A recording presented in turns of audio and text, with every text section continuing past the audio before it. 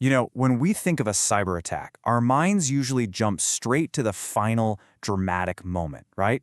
The breach, the data theft. But the reality is, most of the work, the real spycraft, happens long before a single line of malicious code is ever executed. So let's dive into this hidden world of digital reconnaissance. And this is the big question, isn't it? Because what an adversary can learn about your systems, your software, and even your digital habits, well, that's exactly what gives them the keys to the kingdom. It's what they use to build the perfect, tailor-made attack. Now, this whole initial intelligence gathering phase has a formal name in the security world, reconnaissance. But let's call it what it really is, the cyber casing. And believe me, it is the critical first step for any serious attacker. I love this analogy because it's just so perfect. A burglar doesn't just walk up to a house and kick the door in. No way. They watch, they learn the routines, they check for unlocked windows, they look for any weak points. And attackers? They do the exact same thing, just for your computers and networks. So, and this is the crucial part, all this information isn't just for kicks, it's totally strategic. Every single piece of data they gather helps them find a path for what's called initial access. They're looking for that one unlocked digital window, maybe that one out-of-date piece of software they know how to exploit. All right, so if an attacker is casing your digital house, what are they actually putting on their shopping list? Let's break down the specific types of info they're hunting for. In the giant cybersecurity playbook known as MITRE ATT&CK, this whole process is formally called Gather Victim Host Information. The code for it is T1592. It's basically the official technique for collecting all the nitty-gritty details about a target's computers. The very machines that make an organization tick. And they go deep. I mean, look at this list. They want to know everything. The specific hardware you're running, the exact versions of your software, what operating system you use, even little details like your system's language can give them clues. It's a truly comprehensive shopping list for building their attack plan. So, you're probably wondering, how do they get all this stuff? It's not like they can just send an email and ask for it. Well, they have a whole bag of tricks, some clever and often pretty subtle methods to build this profile of you. They might use what's called active scanning, which is kind of like rattling all the digital doorknobs on your network to see what's open. Or they could send a phishing email, not to steal your password just yet, but just to trick you into clicking a link that reveals some info. They can even compromise a website you trust and use it to fingerprint every single visitor.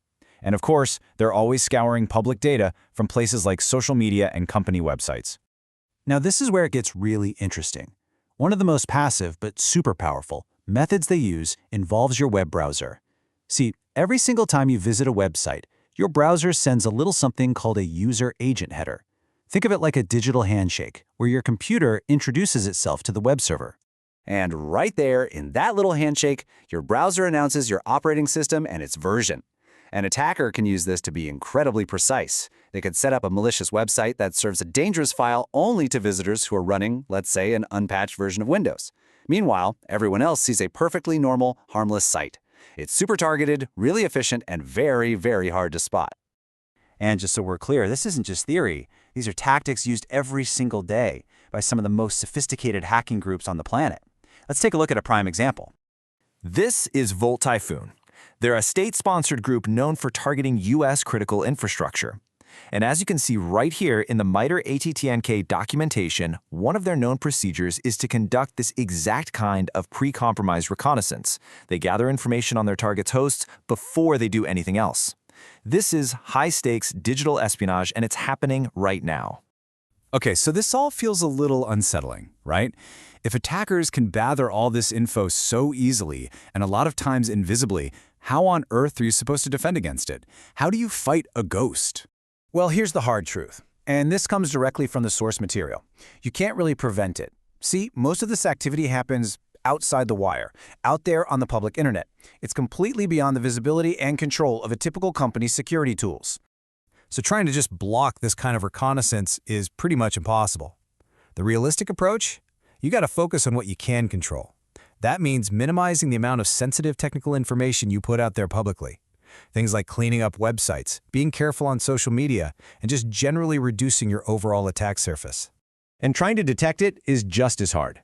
The internet is a really noisy place, and trying to tell the difference between malicious scanning and all the normal, legitimate traffic out there, well, it can create a total avalanche of false positives for security teams.